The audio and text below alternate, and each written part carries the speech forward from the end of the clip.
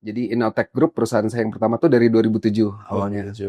Kemudian di 2010 itu kita ada opportunity dari salah satu fast moving consumer goods company yang besar yang meminta kita untuk hosting sistemnya dia di data center. Jadi memang saya kejeblos lah masuk industri data center karena kalau kita tidak bangun data centernya ini potentially mereka diambil oleh yang besar-besar lainnya. Akhirnya kita bangun dan dia beroperasi di Januari 2012, data center pertama yang mendapatkan Tier 3 certification dari Uptime di Asia Tenggara. Itu yang di Fasri Eliteri di Bogor. 2,2 megawatt ya. Waktu itu angkanya besar sekali kesannya gitu. Kalau sekarang kecil sekali. Kecil sekali ya. Sekarang rata-rata berapa, Pak? Kalau bicara hyperscaler ya udah pasti di atas 10 megawatt ya. Sudah di atas 10. Bahkan saat ini kan grup perusahaan kami, Data Garda, sedang bantu grup Sinarmas untuk bangun data centernya mereka. Paling kecil ya 23 megawatt. Ya, yang di Kuningan ini dia bangun 60 megawatt. Besar-besar ya? Besar-besar. Tetangga kami di Batam, BW Digital, bangun sampai 120 megawatt. Wah, besar sekali. Sementara per 1 megawattnya ya investment, dari sisi investmentnya kurang lebih di luar tanah. Itu $10 juta. $10 juta. Jadi kalau dirupiahkan around 150 miliar ya. Per 1 megawatt. Per 1 megawatt. Kalau kali 100 kali sendiri ya. Banyak banget nolnya.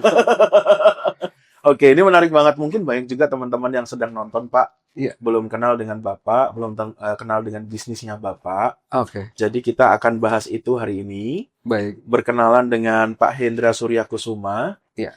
Dan kegiatan Bapak, lalu juga hal-hal atau tantangan dalam bisnis yang Bapak alami selama ini hingga titik saat ini. Mungkin teman-teman juga pengen belajar, pengen meniru ya langkah suksesnya Bapak sampai titik ini gitu kira-kira. Kalau sukses kayaknya belum ya. Belum ya. Masih berjuang. Oke, jadi untuk itu kita akan bahas semuanya di Kontras. Siap. Selamat datang di Kontras dan terima kasih sudah hadir di Kontras juga. Terima kasih Sang Napi. Semoga memberikan manfaat ya. Amin, amin.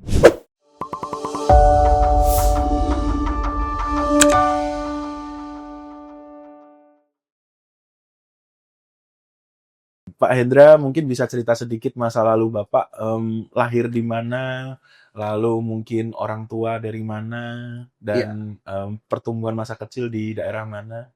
Oke, saya lahir di Sungai Gerong ya, satu daerah kecil di Palembang. Oh, di Palembang. Dulu orang tua saya memang kerja di Pertamina, Bapak. Oke. Jadi beliau ditugaskan sebagai salah satu field manager di Pertamina. Di Pertamina. Di eksplorasinya gitu ya. Oke. Ya kemudian pindah ke Jakarta. Yes. Tapi memang waktu kecil itu saya ingat Bapak banyak memberikan saya kesempatan untuk merakit komputer lah dari kecil. Oh, I see. Jadi sudah berkenalan dengan komputer. Berkenalan dengan komputer, termasuk juga waktu di kantor pusat Pertamina, waktu mereka beli Yamatake Honeywell tools baru untuk memantau ladang-ladang minyaknya. Saya berkesempatan datang juga lihat gitu. Melihat waktu masih SD gitu ya. Oh, oke. Dan amazed gitu dengan teknologinya gitu. Jadi saat itu Bapak masih di Palembang ya? Sudah di Jakarta kalau di Jakarta. Yang sudah lihat Yamatake Honeywell itu ya. Oh, oke. Jadi Bapak waktu pindah ke Jakarta usia berapa? Waktu itu usianya sekitar kelas 1 SD. Kelas 1 SD. Iya, 7 tahun ya, 7 tahunan. 7 tahunan. Jadi waktu lahir sampai kira-kira ya mungkin 7 tahun di Sungai Gerong itu. Masih di Palembang ya. Palembang. Wong kita galuh nih. Wong kita galuh. Dan memang kompleks perumahan di Pertamina itu lucu ya, karena dia kan mengikuti gaya American companies ya, oil company. Stanvac namanya. Alright.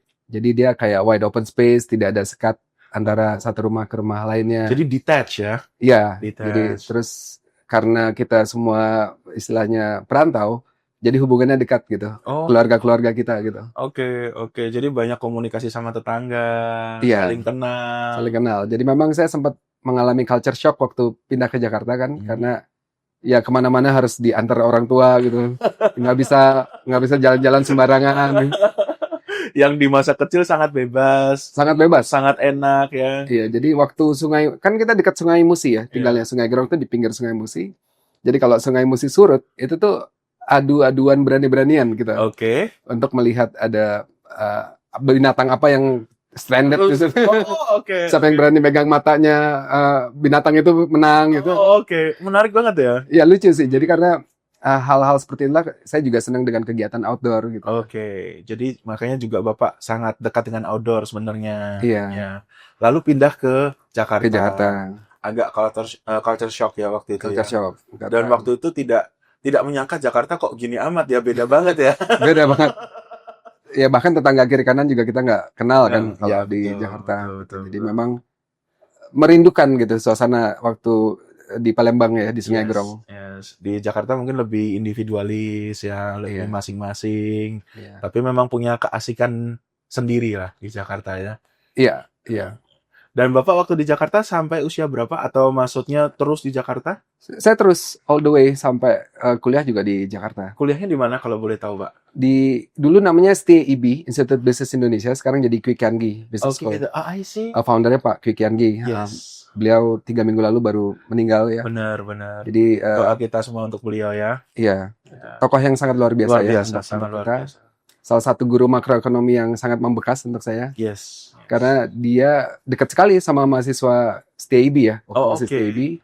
On hand sekali ya Pak Kwi Kian Gi waktu itu? On hand, tapi orangnya sangat perfeksionis. Alright. Karena beliau lulusan Erasmus Huis kan. Jadi kita juga lulus SKS-nya 165 ya kalau nggak salah. Oh wow, terbanyak di Indonesia. Banyak loh itu.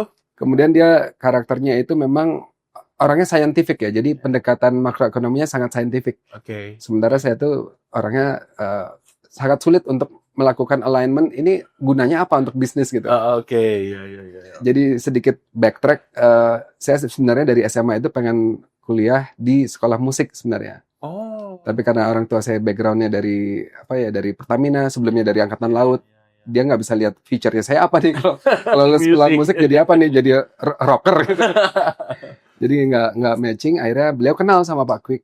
Kamu udah kuliah aja sama Om Kwik, waktu itu baru lah STIB ya. Jadi saya di sana dan memang culture shock lagi gitu. Culture shock yang kedua karena di sana itu rata-rata orang-orangnya senang belajar gitu. Sementara saya tidak menyenangi gitu. Materi di situ. Passionnya nggak di situ. Yes. Dan waktu itu memang ada cita-cita jadi pemusik, Pak? Atau memang hobi aja atau memang benar-benar suka? Oh, kalau dulu memang suka sekali ya. Jadi orang tua kita tuh memang membekali kita dengan banyak sekali perangkat musik lah. I see. Piano, gitar, ada juga beberapa alat musik tradisional Sunda gitu ya. Oke. Jadi saya mendalaminya gitu dan menyenanginya. Oke. Dan the idea of playing yang kamu suka dan dapat bayaran gitu, itu keren banget ya. Keren banget. Melakukan sesuatu yang kita menikmati, kita suka dan dapat penghasilan dari situ. Oke. Jadi waktu itu sempat serius ya sebenarnya di musik sampai SMA lah istilahnya. Sempat serius dan memang saya juga jadi bagian dari founder dari yang si Efek Rumah Kaca ya. Jadi ada band underground namanya Efek Rumah Kaca. Jadi saya mendirikan itu gitu sebelum akhirnya jadi efek rumah tangga ya. Jadi setelah punya anak dan memang agak sulit untuk itu saya keluar gitu. Oke.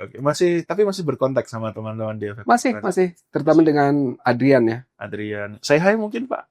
Halo Mas Adrian, halo Bar. Looking forward to jam. Iya. Masih sering ngejam bareng juga ya. Oh, kalau sama mereka enggak kan, kalau mereka jadi profesional gitu ya. Kalau saya kan ya cuman untuk melatih otak kanan lah di. Iya. Tapi masih latihan. Oh, I see. Jadi perkenalan dari komputer itu dari kecil, lalu sempat melenceng sedikit nih ke arah musik ya. Iya. Dan memang sempat serius di situ. Tapi akhirnya masuknya ke bisnis ya sebenarnya ya, ke ekonomi istilahnya. Iya. Nah, dan di situ perkenalan dengan atau kembali ke IT-nya bagaimana Pak ceritanya? Oh, itu perjalanan lumayan panjang ya. Jadi memang waktu kita di IB pun at that time belum ada operating system yang seperti sekarang ya. Iya. Kalau sekarang kan kita udah punya banyak sekali option lah, mulai dari yang Linux sampai yang ke Microsoft gitu ya. Kalau zaman dulu masih banyak yang harus kita oprek sendiri lah. Yes. Dan di situ juga saya menikmati banyak hal yang terkait dengan ngoprek sistem akuntansi gitu. Bukan dari sisi tools yang ada di dalam softwarenya ya, tapi ini servernya kayaknya bisa diginin lagi deh gitu. Oke. Nah, jadi memang kok tapi bisa kepikiran ke sana, Pak? Apa yang membuat Bapak kepikiran itu atau dapat ide aja? Iya, jadi dulu waktu kecil kan ada beberapa komputer yang kita rakit. Dan bersamaan dengan komputer yang dulu kita beli di Glodok ya. Jadi iya. masih ingat tokonya.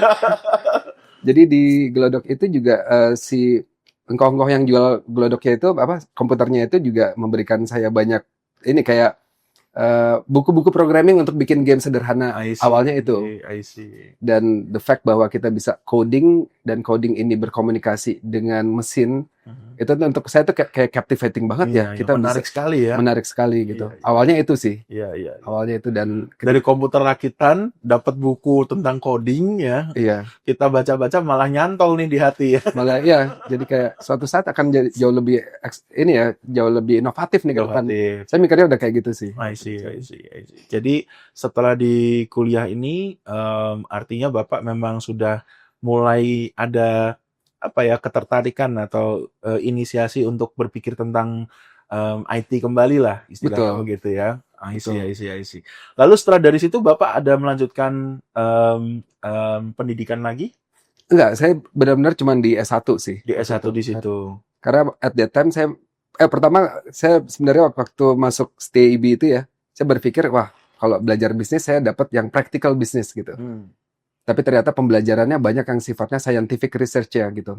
Jenis-jenis inflasi itu Pak Kwik jago banget tuh. Sangat. Jadi perhitungan money in, money out gitu dari sisi fiskal dan moneter yang sangat kompleks dan komprehensif gitu yang untuk saya ini ngapain untuk kalau bisnis kan gimana caranya kita mempertahankan making profit, menjaga supaya karyawan happy kerja gitu kan. Itu diajarin juga tapi dalam level yang sangat scratching the surface lah, enggak dalam banget. Enggak dalam. Jadi tapi kalau sekarang ditanya soal makroekonomi masih jago nggak Pak? Masih agak berat sih. Agak berat ya. Apalagi kalau yang materinya udah di advance ya. Pak Kwik salah satu yang terbaik sih. Ya betul. Ya oke. Menarik sekali. Jadi kalau saya baca perjalanan hidup Bapak sampai tadi titik kuliah ya sebelum nanti kita masuk ke perjalanan berikutnya, sebenarnya banyak yang sudah terjadi juga ya. Betul. Perjalanan kanan kirinya ini sudah banyak ya. Saya lihat Bapak ini juga cukup ini loh sebenarnya cukup saintifik juga loh. Cukup serius gitu ya. Tapi menikmati musik di waktu-waktu luang masih ya sampai sekarang. Masih main di rumah atau gitu. Main di rumah. Kebetulan anak pertama saya juga sudah cukup mahir main drum.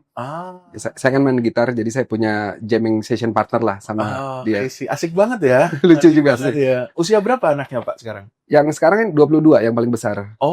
Oke udah dewasa. Jadi ngejam bareng papanya. Walaupun secara musical influence-nya beda sekali ya. Oke. Kalau saya kan masih dengerin yang Led Zeppelin, zaman-zaman 70s rock ataupun yang model Pearl Jam gitu ya, yang udah masuk ke Seattle Sound kita nyebutnya ya. Alternative rock gitu. Alternative rock. Kalau anak? Ya musisi yang sekarang sih, Japanese rock gitu yang saya juga nggak begitu hafal. I see. Nah, kalau di rumah Bapak keseharian di rumah tuh seperti apa sih? Apakah punya limitasi misalnya saya kalau udah di rumah saya udah nggak mau mikir kerjaan, saya itu mau santai dan pendapat orang rumah seperti apa? Apakah Bapak dengan seperti ini dengan karakter sekarang atau berbeda? Ya kalau ini terus terang saya sering dapat komplain juga dari istri ya, karena memang saya sering bawa masalah pekerjaan ke rumah. Dan karena kita sedang membangun beberapa perusahaan secara bersamaan. Otomatis bandwidth saya banyak bahkan sampai malam. Tadi malam pun saya sampai 9:30 masih membahas satu solusi AI untuk customer kita gitu. I see. Nah itu biggest challenge saya adalah bagaimana saya bisa membalance itu sebenarnya dengan kehidupan berkeluarga ya. Karena anak saya atau istri saya ini punya hak sebenarnya untuk bandwidth saya juga. Dan ini sesuatu yang masih saya belajar sih sampai sekarang. Tapi Bapak merasa kurang nggak waktu untuk keluarga saat ini? Makanya saya over the weekend itu selalu spending waktu sama mereka. Saya niatkan, saya dawamkan nggak kemana-mana gitu. Lebih baik di rumah, walaupun kalau terpaksa sekali mungkin Zoom meeting lah ya. Ya, jadi saya membersamai mereka dan juga ya bikin suasana di rumah juga bisa saling berkontribusi untuk ada interaksi ya. Jadi kita ada studio kecil, studio musik.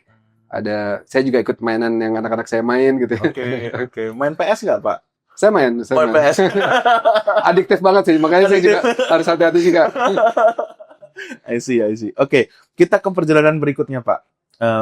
bisa ceritakan sedikit mungkin bagaimana perjalanan Bapak menuju, atau mungkin sebelum ke sana bisa ceritakan sedikit profil Bapak sekarang ya. Apa yang sedang Bapak kerjakan sekarang, Oh, oke. kegiatan Bapak sekarang, perusahaan-perusahaan atau bisnis Bapak yang sedang Bapak bangun apa gitu, supaya teman-teman juga tahu ya. Baik, jadi interest saya memang di industri IT ya. Ya. Jadi spesifiknya memang saya fokus di 3 pilar.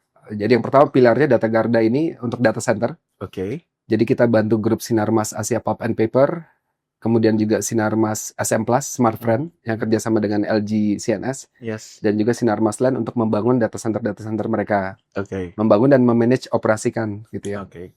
Mungkin sebentar Pak, banyak mungkin teman-teman yang masih roaming nih. Oh, Data center nih apa nih? Untuk apa data center? oke. Mungkin sedikit dijelaskan boleh Pak? Ya, jadi data center ini banyak yang mungkin belum tahu ketika kita berinteraksi dengan digital platform ya. Ya. Baik di mobile apps ataupun di web apps, itu ketika dia klik sesuatu, sebenarnya ada satu hal yang terjadi di data center. Oke. Jadi di server room itu mereka memerintahkan database-nya ataupun aplikasinya untuk mengirimkan sesuatu. Oke. Jadi data center itu rumah dari IT infrastructure sebenarnya. Alright. Nah, rumah ini dibangun dengan infrastruktur mechanical, electrical, dan juga core and shell atau civil work yang bagus untuk memastikan tidak adanya proses downtime. Ada istilah downtime ya. Jadi jangan sampai listriknya mati, networknya mati gitu di data center. Jadi seiring berjalannya waktu memang data center ini jadi industri strategis karena banyak sekali institusi baik public atau private sector itu yang mentransformasikan dirinya secara digital gitu kan. Yes, yes. Hajat hidup kita banyak sekali sekarang di digital. Digital, ya. Untuk perbankan, pendidikan, kesehatan gitu. Hampir semua ya. Hampir semuanya. Nah, data center lah rumahnya. Dan di next levelnya memang berkaitan dengan pertumbuhan AI. Data center adalah AI factory. Oh. Karena server-server AI ini ditempatkan di data center. Data center. Dan data center ini yang memproses lah istilahnya rumahnya ya. Rumahnya. Oke. Lalu tadi Bapak bilang ada 3 pilar bisnis Bapak sekarang. Jadi yang data center. Data center. Terus kemudian IT infra di bawah Innotech Group. Oke. Kemudian juga cyber security. IT infra nih artinya apa Pak? Oh, teman-teman juga jadi belajar. Managed service untuk IT infrastructure. Jadi di dalam IT infrastructure kan ada server, firewall, router, switch. Nah, perusahaan saya di bawah Innotech Group ini memastikan semua sistem yang dioperasikan di bawah grup ini berjalan dengan baik. Berfungsi dengan baik ya? Berfungsi dengan baik. Oke. And then yang ketiga adalah cyber security. Cyber security. Nah, ini mungkin kalau cyber security banyak yang agak mafhum lah ya, agak ngerti tentang kata-kata cyber security ini. Tapi takut salah, mungkin kita lebih dengar dari pakarnya. Bisa dijelaskan sedikit juga Pak tentang cyber security. Ya, dengan semakin banyaknya orang Indonesia yang menggunakan internet saat ini, semakin banyak juga hajat hidup mereka yang akhirnya pindah ke digital. Yes. Semakin rentan kita terhadap serangan cyber security incident.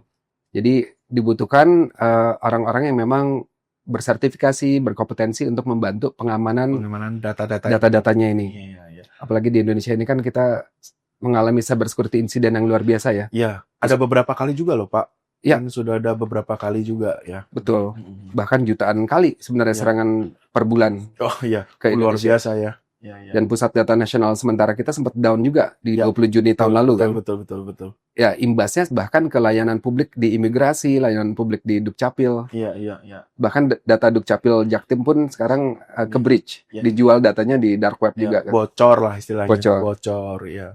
Itu hal-hal seperti itu yang menyebabkan apa Pak? Apakah memang perhatian mereka terhadap cyber security-nya mungkin masih kurang, atau memang faktor outside atau serangan di luarnya yang lebih advance dari cyber security-nya, atau ada hal lain yang menjadikan ini jadi insiden itu terjadi gitu? Iya, ini kombinasi dari beberapa faktor yang cukup kompleks ya. Sebenarnya kalau kita lihat biangnya 3. People-nya, prosesnya atau teknologinya. Jadi kebocoran terbesar yang terjadi, ini berdasarkan research ya dari IDC dan juga beberapa badan research, menyimpulkan bahwa sebenarnya kebocoran data itu 71% orang dalam. Orang dalam. Orangnya kenapa Pak? Bisa bocor itu apakah mengakses satu malware atau apa? Ya, itu salah satu hal yang paling sering terjadi. Termasuk untuk kasus, kalau boleh saya nyebut, Indodax. Jadi ternyata salah satu engineer inti mereka istilahnya didekati dengan social engineering yang cukup advance, sampai dia menggunakan komputer kantor yang harus mendownload spesifik tools. Ternyata tools itu ada malware-nya. Akhirnya ke breach kan data di Indodax. Iya. Sempat bocor waktu itu ya. Iya, jadi memang people ini balik lagi ya, cyber security awareness levelnya sudah tinggi atau belum? Sudah mengikuti SOP yang berlaku atau belum? Kalau spesifik di banyak perusahaan kan ada namanya ISO 27001. Iya. Ini untuk Information Security Management System gitu ya. Ini banyak yang secara SOP tidak mengikuti disiplin lah ya istilahnya. Password manajemennya, atau ketika tim IT ada yang resign, ada yang kita lakukan nggak proses handover-nya gitu. I see. Jadi people ini sebenarnya kuncinya juga ya. Kuncinya ya. Karena teknologi ataupun proses itu sebenarnya bisa di bypass dengan mudahnya. Kalau orangnya nggak cukup baik lah gitu ya dalam ini penataan ya. Jadi sebenarnya digitalisasi ini juga masih sangat bisa dibilang sangat tergantung dari orangnya juga Pak ya sebenarnya ya. Betul. Jadi people-nya juga ya. Betul. Padahal people ini kayak tadi kejadian yang kita barusan bahas tentang Indodax masih dapat dimanipulasi sehingga mereka mengakses satu hal yang mungkin mereka harusnya nggak akses, misalnya begitu kan? Betul. Dan itu paling mudah untuk masuk sebenarnya ya. Betul. Atau 2 tahun lalu kita sempat dengar ada WhatsApp grup tiba-tiba ngirim undangan pernikahan pakai PDF tapi P-nya besar kan? Iya. Download dan akhirnya itu malware juga. Iya. Dan itu untuk orang awam kan sangat nggak tahu ya, kita nggak ngerti gitu kan? Betul. Cuman beda P gitu kan? Iya. Jadi memang awareness terhadap cyber security ini di Indonesia masih jauh ya. Dan ini bersama-sama dengan ID Pro, BSSN kita juga sama-sama mengingatkan lah bahaya-bahaya yang bisa terjadi kalau kita tidak menjalankan governance yang baik secara digital gitu. Itu dilakukan ya? Saat ini masih dilakukan? Dilakukan. Hampir semua anggota ID Pro sudah certified ISO 27001. Wah, luar Bahkan biasa. kalau untuk beberapa data center yang memang customernya dari perusahaan-perusahaan keuangan, mereka udah PCI DSS. Payment Card Industry Data Security Standard. Itu lebih tinggi lagi. Gitu. Lebih spesifik lagi mungkin lebih spesifik lagi. Iya. Jadi kegiatan Bapak setiap harinya nih, kalau hari-hari selama jam kerja, apa yang Bapak lakukan biasanya? Sebenarnya saya paling senang growth hacking ya. Bagaimana pendapatan perusahaan tahun ini bisa jauh lebih besar gitu. Dan saya suka lihat matrix kalau di kantor gitu. Jadi matrix dari tim operation, matrix dari tim finance, dan mencoba make sense out of it gitu. Put things in perspective ya. Ada nggak sih yang bisa kita akalin lagi untuk bisa tim operation bekerja dengan lebih baik, lebih efektif, lebih efisien. Ya. Atau di departemen keuangan juga sama gitu ya. Kita cek EBITDA-nya kok gini-gini aja ya. Apa rasio net profitnya gitu. Gimana naikinnya gitu. Saya sebenarnya lebih suka ke sana, tapi karena memang balik lagi ke data sebenarnya Pak ya. Balik lagi ke data. Bolak-balik aja. Nah, tapi dalam keseharian saya sebagai ketua umum ID Pro, salah satunya adalah kita menjadi strategic partner untuk pemerintah kan. Iya. Termasuk SNI Pusat Data 8799 pun dulu di-develop oleh tim engineering ID Pro. Sudah kita hibahkan ke pemerintah dan itu jadi rujukan untuk peraturan presiden sistem pemerintahan berbasis elektronik. SPBE. Yes. Keren sekali ya. Jadi perjalanannya udah panjang sebenarnya Pak ya. Sudah panjang dan sepertinya masih jauh lagi. Berapa tahun sudah di di bidang data ini Pak? Spesifik di data center sih, kita start beroperasi di Bogor itu 2012. 2012, berarti 13 tahun ya? 13 tahun. Kira-kira. Jadi yang perusahaan yang namanya awalnya Fasri Eliteri, yang Eliteri ini berangkat menjadi perusahaan yang sudah go public di 2022. Dan dia fokus di cloud computing sekarang. Congratulations, Pak. Thank you. Dan dia fokus di cloud computing itu sekarang adik saya yang paling kecil yang jadi presiden direkturnya. Oh wow, oke. Gitu. Jadi setelah itu sampai sekarang mungkin Bapak, saya lihat tadi habis cerita-cerita sedikit kita ya, banyak ke kementerian juga, banyak mungkin bertemu dengan regulator juga. Iya. Gitu. Itu salah satu kesibukan juga ya. Iya.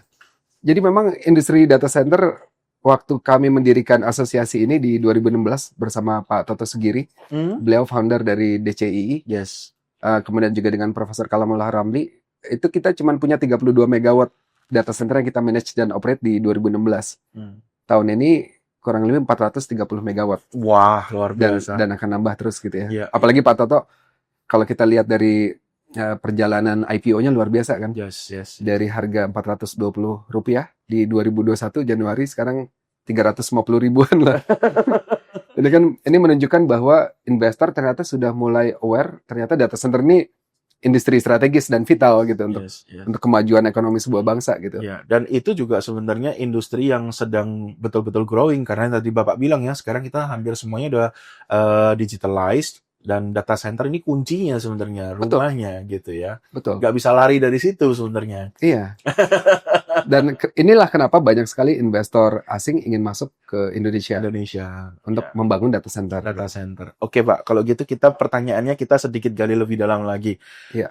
Pada waktu itu di awal-awal pasti kan banyak banget tantangannya, dan mungkin banyak banget orang yang nggak aware tentang data center, tentang digitalisasi, tentang data security. Dan Bapak seperti single fighter kan ini, melawan arus sebenarnya ya. Awal-awal ya. Awal-awal. Ya, jadi memang boleh dibilang 2010 ke 2012 itu masa-masa berat ya. Karena banyak yang tidak believe sama apa yang kita jalankan gitu. Tapi saya bersyukur 2011 ketemu Pak Toto Segiri di program namanya Founder Institute. Based out di Silicon Valley. Yes. Jadi itu incubator institution terbesar di dunia lah, si Founder Institute itu. Kenapa bisa sampai ke sana pada waktu itu, Pak? Jadi waktu itu saya memang mencoba untuk melihat ada nggak ya potensi untuk kita bisa berkenalan sama investor asing gitu. Untuk bisa tahu caranya menjual ide kita gimana sih gitu. Karena memang kita udah dengar di Silicon Valley banyak sekali well-funded startup lah ya.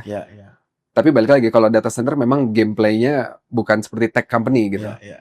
Nah, dengan banyaknya diskusi dengan Pak Toto yang orangnya sangat idealis, sangat sincere gitu ya. Dia memberikan banyak sekali input mengenai industri data center gitu.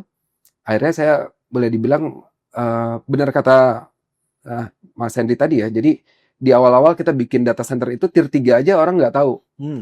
Bahkan waktu kita dapetin tier 3 pertama di Asia Tenggara pun, ngapain sih kamu ngambil data tier certification gitu. Jadi masih banyak yang mencela kita. Padahal kalau kita lihat pentingnya kita mendapatkan tier 3 certification, justru ini tervalidasi oleh pihak ketiga yang netral. Oleh pihak ketiga yang tidak istilahnya kita bayar, dia menyampaikan bahwa ya memang ini independen. Tempat yang independen yang menyampaikan bahwa data center kamu memang tier 3 gitu. Dan itu kebanggaan loh Pak sebenarnya kan? Kebanggaan. Tapi back then ya karena banyak yang belum tahu data center, let alone tier 3 gitu ya. Jadi kalau di data center tuh ada tier 1 sampai tier 4. Ya kalau di hospitality di hotel tuh ada bintang 1 sampai bintang 5. Kalau di data center tuh tier 1 sampai 4 tuh melambangkan availability levelnya. Semakin tinggi semakin bagus gitu. Nah, tier 3 itu disebutnya concurrently maintainable secara technical terms. Jadi artinya setiap perangkat yang ada di data center itu, mechanical, electrical, cooling gitu, ketika di-maintain dia tidak boleh downtime. Jadi memang sedihnya waktu itu kita udah dapat tier 3 terus dicemooh gitu ya. Dicela. Jadi nah itu pengusaha tuh memang menariknya gitu ya. Kita jangankan masalah di reject ya, dihina juga pernah gitu ya. Jadi memang awal-awal sih sakit hati ya karena ngebangun data center yang begitu rumit, capek gitu terus nggak di acknowledge oleh at that time ya oleh industri. Karena memang masih banyak yang belum mengerti data center. Nggak aware. Nah, rejection satu hal, tapi penghinaan lebih banyak lagi waktu itu. Itu rasanya lebih personal, Pak ya. Lebih personal. Karena dan kita juga jadi self doubtful juga ya. Ini benar nggak sih kita bangun ini? Jangan-jangan kita memang beneran salah nih. Investment udah sebegitu besar, kita udah bayar juga untuk tier certification-nya gitu ya. Tapi along the way ternyata memang ada apresiasi dari industri keuangan. Jadi di 2012 itu juga kita akhirnya memenangkan tender di Bursa Efek Indonesia. Yang memang di spesifik di RFP-nya menyampaikan data centernya harus tier 3. Tier 3, oke. Jadi dulu Jadi nggak ada lawan, nggak ada banding dong pada waktu itu, Pak. Saat itu belum, karena Pak Toto baru dapat tier 3 itu kalau nggak salah di quarter 3 2012. Beda waktu. Walaupun secara skala beliau lebih besar ya data centernya. Jadi akhirnya kita memenangkan proyek di Bursa Efek Indonesia. And it's sort of like becoming a gateway for us to be introduced to anggota Bursa Efeknya. I see. Waktu itu masih 112-an ya. Kalau sekarang tinggal 91 kalau nggak salah. Dan disitulah akhirnya kita mencoba untuk memfokuskan diri di bidang keuangan. Jadi data center yang di Bogor itu kita proyeksikan sebagai disaster recovery center untuk industri keuangan yang heavily regulated kan. Ya. Jadi peraturan OJK. Jadi bagus sekali ya, good idea ya. Sebenarnya kita nggak ada business plan yang sejauh itu ya. Jadi karena kejeblos gitu ya, termasuk FMCG company itu kan awalnya janji mau masukin 80 rak, end up cuma 10 rak gitu ya. Akhirnya kita coba cari ikutan tender, banyak sekali ikutan tender waktu itu yang dan banyak reject dong pasti. Banyak di reject dan ngapain sih kamu tier 3 gitu. Apa gunanya? Nah, jadi memang di perjalanannya lumayan menyakitkan sih 2012 itu. Kalau sekarang saya bisa ketawa ya, tapi at that time ya dengan para partners juga kita lumayan bersih tegang gitu ya, karena ini benar nggak sih kita yang ambil gitu. Pressure-nya lah ya. Pressure-nya pada waktu itu. Karena ada pressure keuangan, ada pressure engineering. Dan kalau kita lihat dari sisi industrinya, kebutuhannya ternyata nggak segitunya. Iya.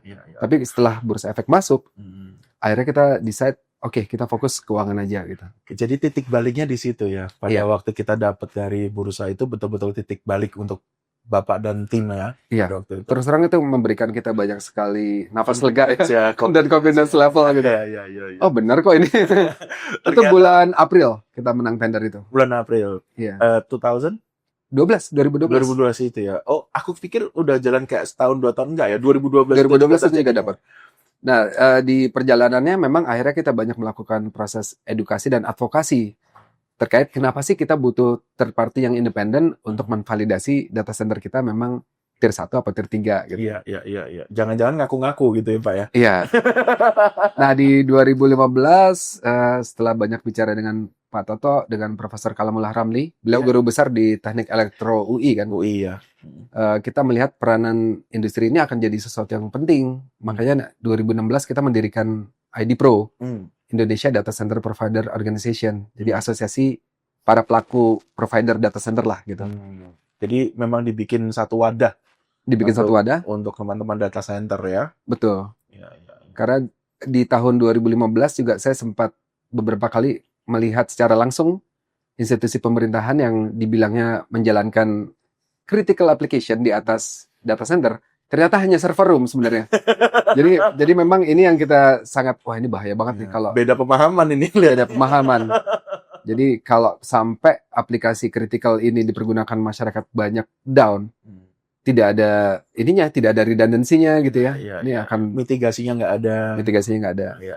Jadi baru 2019 lah kita bikin SNI Pusat Data yang menjadi rujukan untuk Perpres SPBE tadi. Oh, menarik sekali. Jadi sebenarnya Indonesia baru mengenal atau istilahnya betul-betul dalam kondisi oke lah ya 2019 sebenarnya ya. Betul.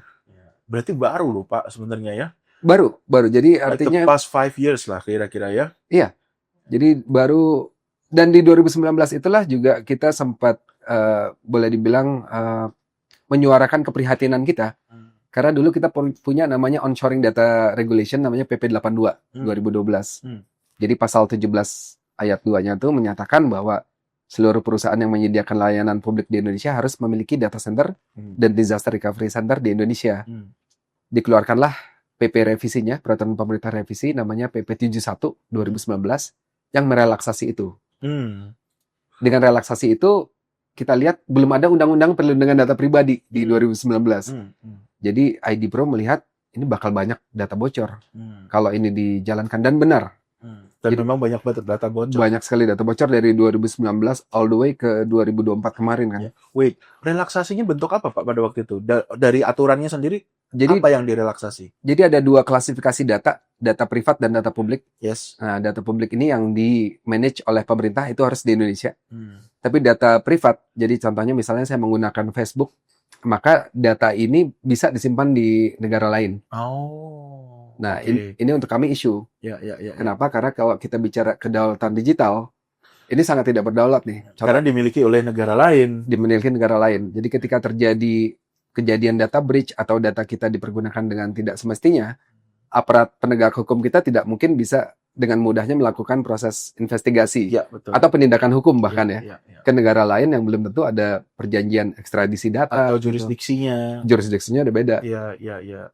Identity theft juga kita sulit untuk Iya, menangani. betul. Gitu kan. Iya. Benar. Dan itu kejadian. Masuk akal sekali, Pak. Sangat masuk akal. Iya. Banyak sekali kejadiannya itu. Iya. Secara personal atau pribadi juga banyak yang mengalami mungkin ya. Iya. Iya. ID Pro ini berarti asosiasi, Pak ya? Asosiasi. Bukan regulator ya? Bukan. Asosiasi ya? Asosiasi. Makanya karena semakin peranannya semakin strategis, akhirnya hubungan kami dengan kementerian jadi semakin erat gitu. Iya. Karena banyak berkomunikasi ya? Iya. Oke. Visinya dari ID Pro ini apa sebagai asosiasi? Atau fokusnya apa, Pak? Ya, jadi fokusnya itu lebih ke membantu pemerintah untuk membangun infrastruktur digital, terutama data center, yang lebih scalable, reliable, secure, sehingga itu bisa membantu pertumbuhan ekonomi digital dan juga transformasi digital. Gitu. I see. Oh, menarik sekali ya. Tapi banyak mungkin teman-teman di sini yang nonton, itu sebenarnya bahkan mungkin belum pernah dengar ya istilah-istilah yang ada di dalam bisnis data center ini. Gitu Oke. Kan banyak banget, saya juga ngelihat Pak, aanak muda sekarang tuh, kalau sosial media kita nggak usah ngomong ya, mereka sangat menguasai gitu. Yeah. Tapi mungkin dari sisi IT, dari sisi data, mereka nggak paham nih apa yang sedang mereka lakukan gitu kan, atau bahayanya apa gitu kira-kira ya. Iya. Mungkin dari sisi sosial media Pak bisa sharing sedikit apa nih bahayanya dari sisi data yang kita berikan dari sosial media. Ya, ini sosial media ini satu platform yang kalau kita tidak menyikapinya atau tidak mengantisipasi bahayanya tuh memang luar biasa berdampak ke kita ya. Jadi salah satunya yang harus kita perhatikan di end user license agreement. Oke. Jadi banyak sekali platform sosial media itu ketika kita klik, ya saya oke dengan end user license agreement yang banyak sekali itu. Yang biasanya cuma di scroll kita accept ya. Itu sebenarnya banyak yang menyatakan bahwa ketika kita melakukan uploading terhadap file, data, ataupun foto atau video, itu menjadi milik mereka. Jadi inilah bukan properti kita lagi. Bukan properti kita lagi. Jadi mereka sebagai platform agregator, ini yang disebut dengan farming philosophy ya. Jadi kita lihat kalau di peternakan ayam itu kan ayam masuk ke peternakan happy dia. Dikasih makan, dikasih rumah, dikasih imunisasi, tapi dibunuh at the end. Nah ini kurang lebih kayak gitu. Jadi inilah juga saya kenapa sekarang juga melakukan investment di blockchain technology juga gitu ya. Dengan perusahaan yang Facet. Jadi di mana salah satunya adalah bagaimana, jadi kan blockchain itu disebut Web 3.0 kan ya. Jadi Web 1.0-nya itu kita dulu cuma bisa lihat data, tapi tidak bisa melakukan user generated content. Web 2.0 itu kita bisa read and write gitu ya. Ya kalau Web 1.0 kan cuma read ya. Read and write. Kalau Web 3.0 itu read, write and own the data. Nah ini sebenarnya kalau menurut saya adalah future dari internet gitu. Jadi nanti platform-platform agregator ini by technology akan digantikan oleh web blockchain. Blockchain. Iya. Menarik sekali. Oke Pak, mungkin tentang teknisnya ini teman-teman mungkin sudah banyak dengar dari cerita dari Bapak juga.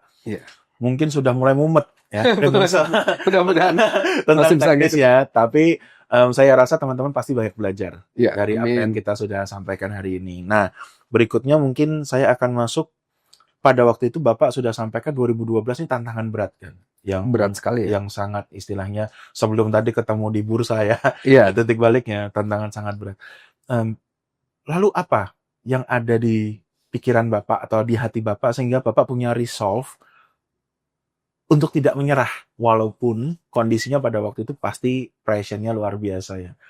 Atau Bapak meyakini bahwa yang Bapak lakukan ini pasti akan ketemu ujungnya gitu ya istilahnya. Iya.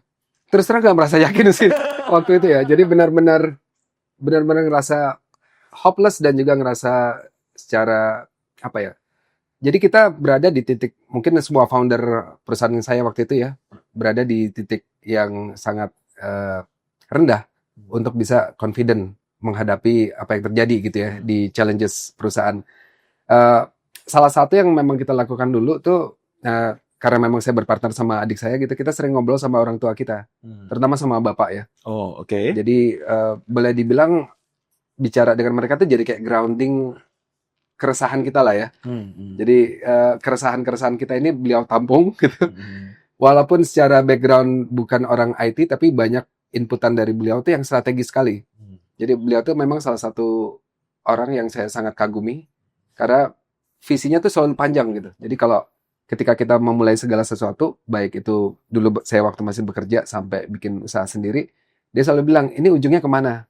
Jadi itulah yang Pak Gita Wirjawan sering sampaikan ya, endgame. Endgame-nya apa? Endgame-nya apa? Tapi bapak saya dengan caranya dia, ini kamu mau kemana nih ke depannya gitu. Ya. Jadi kita dari kecil tuh memang terbiasa untuk melihat dari helikopter view. Yes. Dan kadang-kadang bisa di atas, kadang-kadang bisa di bawah kita ngeliatnya ya. Nah, beliaulah salah satu orang yang boleh dibilang meyakinkan kita bahwa yang kita jalankan udah benar kok. Jadi selama marketnya memang belum menanggapi, dari Januari cuman satu FMCG company baru April gitu.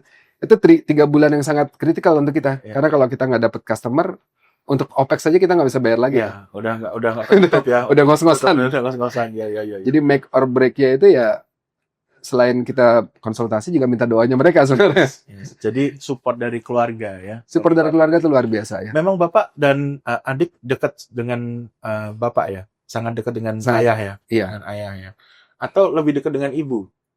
Kalau saya karena memang sering bicara sama orang tua dari sisi bapak gitu ya, saya dekatnya sama bapak. Sama bapak, iya. Dan itu membantu bapak untuk melewati masa-masa sulit itu juga ya. Betul. Dan juga sebenarnya mungkin banyak teman-teman yang nggak sadar kesulitan seperti yang dialami oleh bapak ini juga sangat familiar untuk teman-teman yang punya bisnis startup ya. Betul. Itu kesulitan yang hampir semua pasti mengalami ya.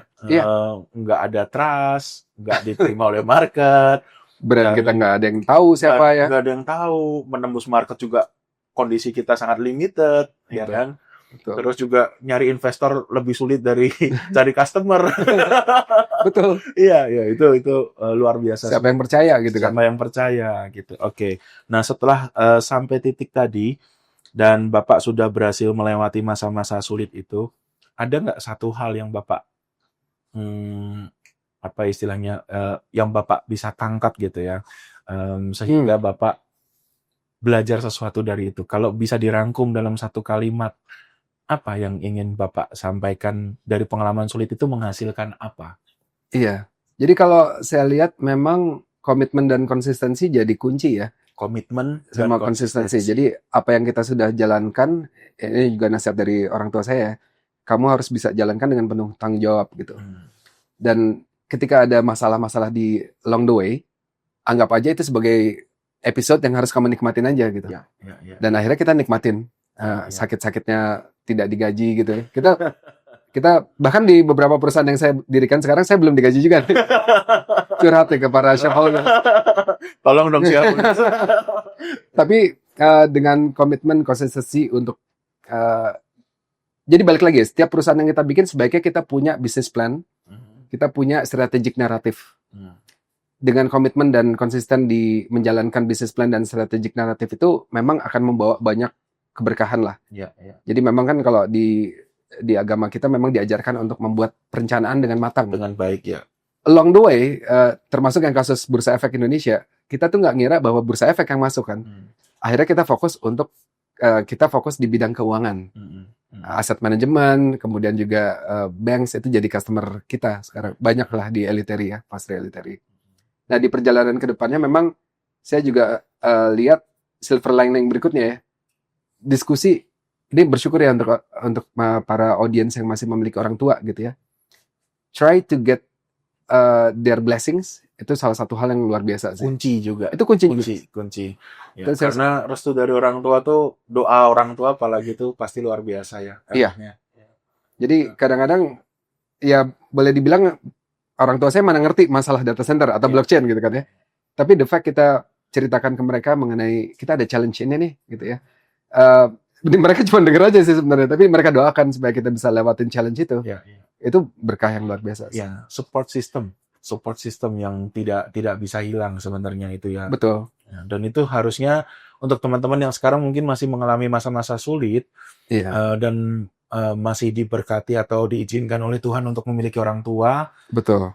segeralah nih. Iya, ini waktunya untuk call mereka gitu, say hi, terutama yang perantau ya, Iya, yang jauh-jauh. merantau dan minta doa restu. Iya. Nah, itu luar biasa sih. Betul. Orang tua saya juga sering bilang, Pak, tadi Bapak bilang itu menarik sekali tentang konsistensi dan kompetensi. Karena orang tua saya juga sering bilang, seseorang itu diuji keseriusannya dalam berhasil memang melalui proses. Iya. Jadi konsistensi. Saat kita konsisten, ya, dan komitmen kita itu diuji di situ dan kita berhasil melewati, yang kita dapatkan adalah kompetensi. Betul. Dan kompetensi itu melahirkan mastery. Iya. Nah, mastery ini yang quote unquote tidak bisa dibeli.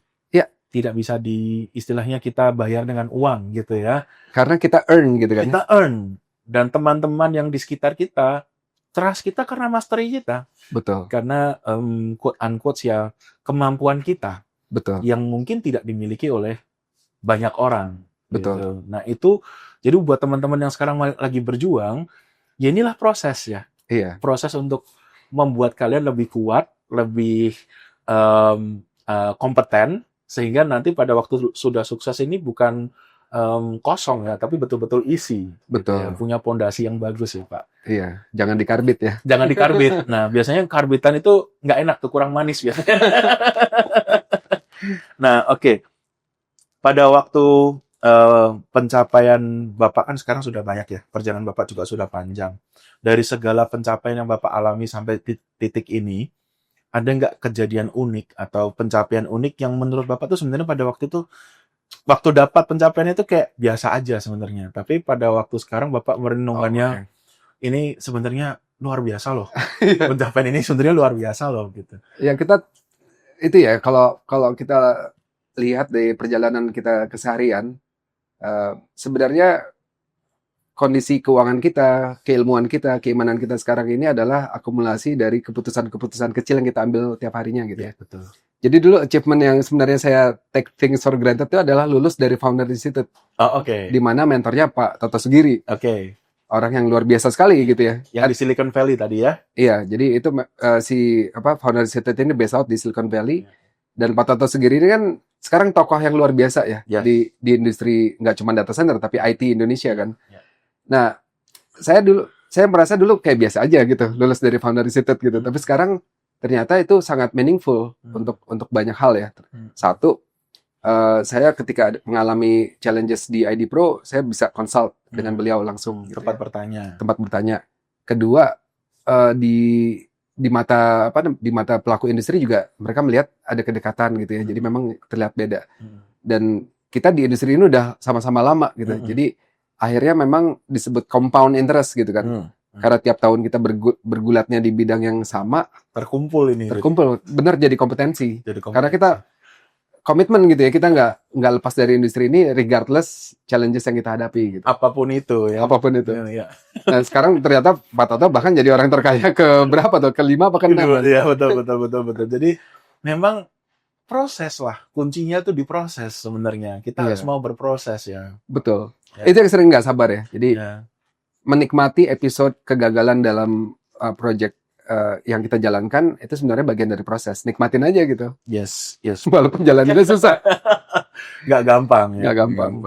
Nah Pak, setelah melewati banyak hal, mungkin kalau boleh sharing sedikit dengan posisi Bapak sekarang, dengan kondisi Bapak sekarang, ada nggak kekhawatiran yang Bapak masih menjadi beban saat ini? Kekhawatiran terbesar Bapak saat ini apa? Oke, spesifik kalau di ID Pro ya. Jadi industri ini kan bertumbuh dengan sangat cepat. Dan key driver yang terbaru tuh AI. Artinya saya sangat concern kalau industri ini bertumbuh sampai lebih dari 1 gigawatt. Sekarang kan udah di Indonesia ini 500 megawatt ya.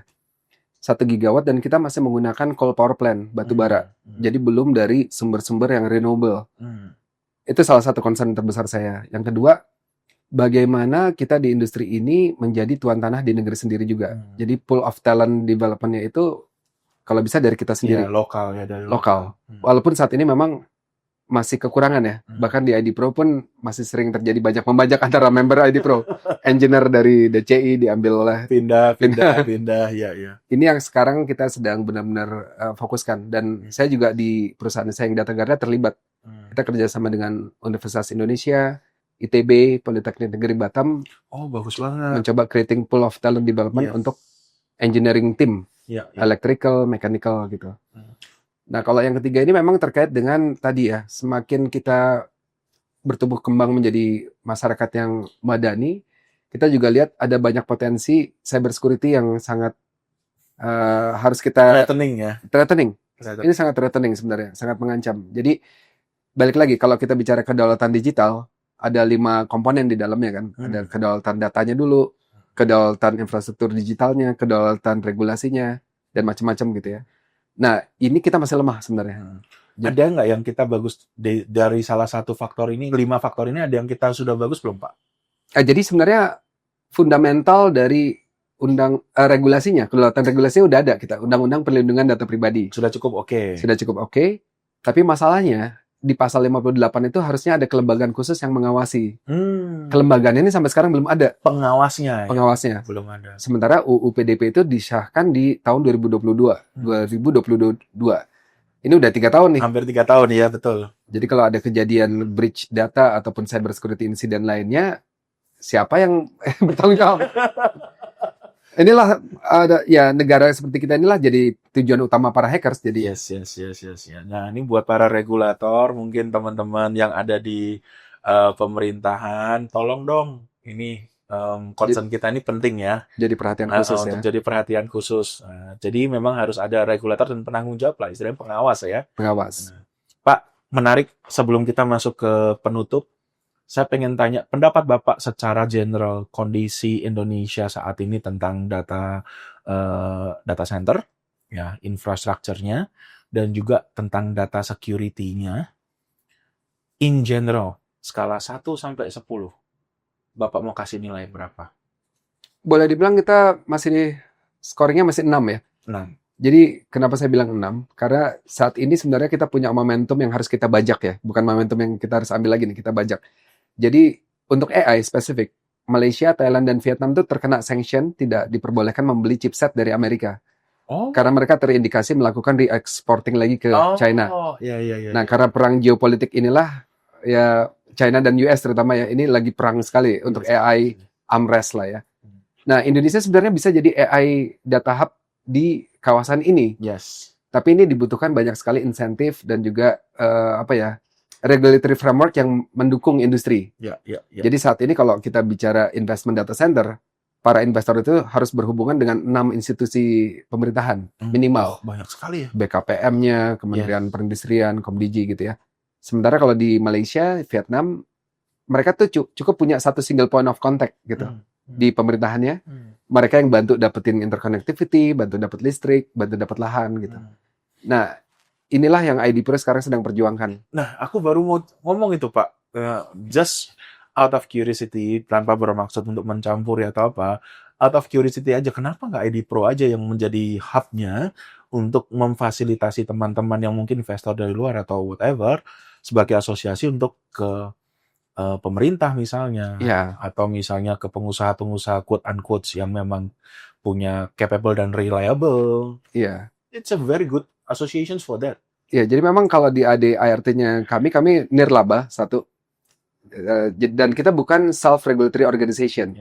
Jadi bukan kayak Bursa Efek Indonesia yang sahamnya dimiliki para anggota bursanya dan mereka. Nah, kami nggak ada. Jadi kami semua ini menjalankan proses advokasi, edukasi, dan berkolaborasi strategis dengan pemerintahan ini dalam konteks membantu industri data centernya tumbuh dengan baik gitu ya.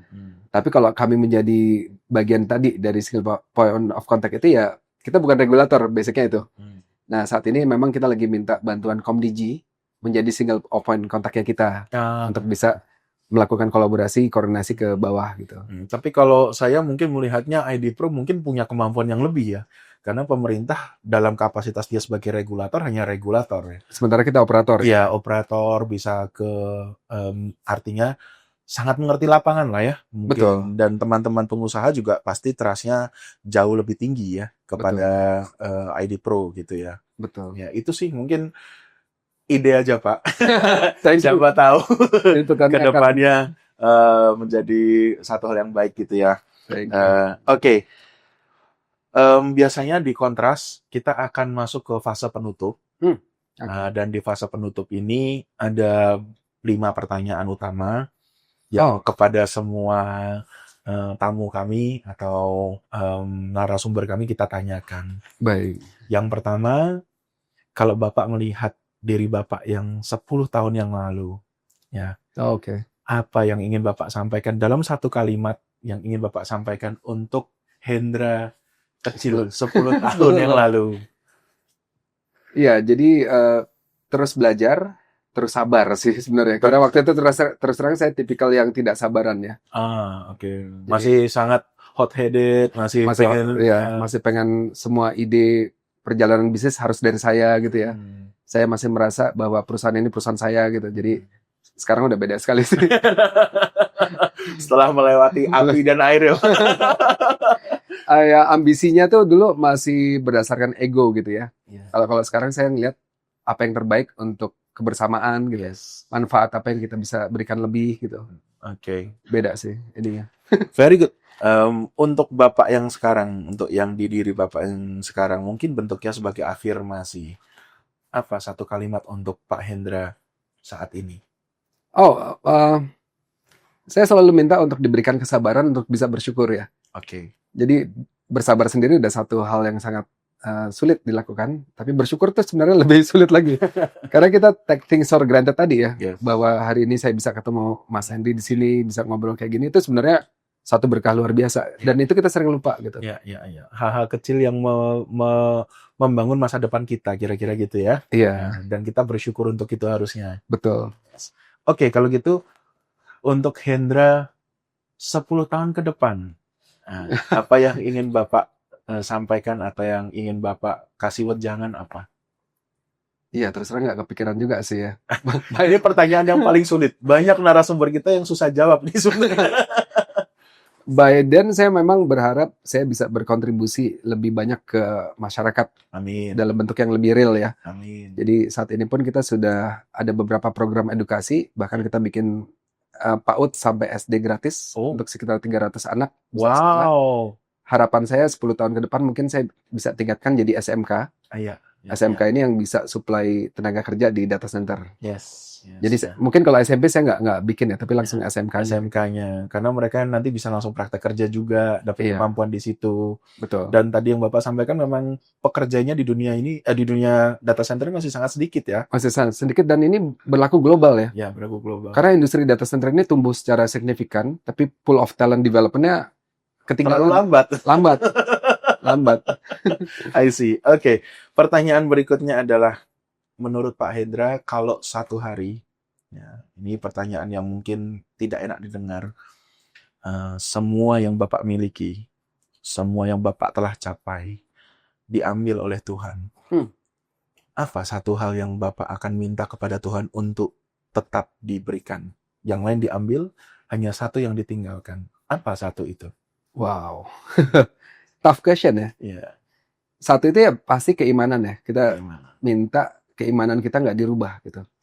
Accepting kondisi yang terjadi gitu. Itu nggak mudah ya. Saya yakin kalau di posisi sangat sulit kalau kita tiba di posisi itu ya. Karena kita juga mempertahankan sesuatu yang keimanan di kondisi tidak enak itu kan sulit ya. Kalau kondisinya semua baik, semua enak, wah, sering lupa bersyukur tuh kalau kondisi gitu tuh. Bener juga Pak. Oke, last question. Apa definisi sukses menurut Pak Hendra Suryakusuma? Oke, kalau di hadis memang ada, kalau di Islam ya, khairunas wa anfa'uhum linnas. Jadi sebaik-baiknya manusia itu yang bisa memberikan banyak sekali kebermanfaatan untuk orang lainnya, untuk ekosistemnya gitu, untuk dunia lah. Jadi kalau sukses diukur dengan parameter itu mungkin saya masih jauh sekali ya.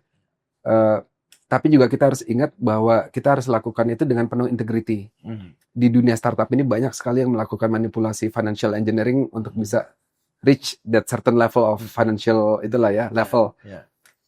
Itu bukan caranya kalau menurut saya sih. Sebaiknya kita melakukan hal-hal yang benar-benar berintegrity tinggi. Jadi kalau kita tidur pun kita nyenyak dengan kejujuran kerja kita gitu. Nggak takut ya apa. Jangan hanya fokus pada hasil tapi juga pada proses yang benar. Ya, prosesnya harus benar. Prosesnya harus benar sesuai dengan nggak cuma regulatory framework regulation, tapi juga etika dalam keagamaan kita gimana gitu ya. Itu sering dilupakan. Kita ada krisis adab yang luar biasa sih, kalau saya lihat. Ya, saya setuju Pak. Saya setuju banget. Nah ini, hari ini saya baru pertama kali nih ketemu definisi sukses ya. Menurut narasumber kami, tidak bicara lebih baik atau lebih buruk, tapi berbeda. Angle-nya berbeda. Artinya kesuksesan adalah pada waktu kita bermanfaat untuk orang lain. Iya. Dan cara kita berproses harus dengan cara yang benar ya. Betul. Itu sukses yang sejati ya, tidak dibuat-buat ya. Tidak dibuat-buat. Hanya result aja tapi prosesnya ngawur nih sebenarnya. Betul. Untuk dapetin project harus ngasih suap gitu. Iya, itu. Sebaiknya kita nggak usah lakukan. Yes. Oke. Berarti teman-teman yang hari ini nonton bisa belajar juga bahwa Pak Hendra Suryakusuma ini mungkin secara duniawi sudah banyak hal yang beliau sudah capai, dan di sisi lain juga beliau sangat ingin mempertahankan keimanannya. Amin. Menjalankan segala sesuatunya dengan baik dan benar ya Pak. Amin. Yes, kita tutup Pak kontras kita pada siang hari ini. Terima kasih. Terima kasih sudah hadir. Sama-sama, senang sekali bisa sharing. Banyak hal yang kita sudah share, mudah-mudahan bermanfaat buat teman-teman semua. Amin. Satu kata penutup atau satu kalimat penutup untuk teman-teman yang nonton. Silakan Pak. Iya, saya Hendra Suryakusuma. Saya berharap materi hari ini bisa memberikan inspirasi. Ini sharing yang sederhana ya. Tapi juga selain inspirasi juga memberikan pemahaman yang lebih dalam mengenai industri data center. Oke, thank you. Terima kasih Pak Hendra. Thank you.